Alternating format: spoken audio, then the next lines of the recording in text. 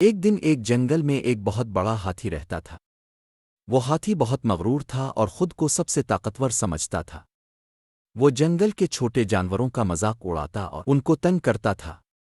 خاص طور پر وہ چیونٹیوں کو ہمیشہ تنگ کرتا تھا۔ جب بھی وہ چیونٹیوں کے قریب سے گزرتا اپنے بھاری قدموں سے ان کے گھونسلوں کو کچل دیتا۔ ایک دن چیونٹیاں اکٹھی ہوئیں اور سوچنے لگیں کہ ہاتھی کو سبق سکھایا جائے۔ وہ سب مل کر ہاتھی کے پاس گئیں اور کہا، ہاتھی بھائی باکرم ہمیں تنگ نہ کریں۔ ہم بھی اس جنگل کے رہائشی ہیں اور ہمیں امن سے جینے دو۔ لیکن ہاتھی ہنسا اور کہا، تم چھوٹی چھوٹی چیونٹیاں مجھے کیا نقصان پہنچا سکتی ہو؟ تم میری طاقت کے سامنے کچھ بھی نہیں ہو۔ چیونٹیاں سمجھ گئیں کہ ہاتھی ان کی بات نہیں سمجھے گا، تو انہوں نے ایک منصوبہ بنایا۔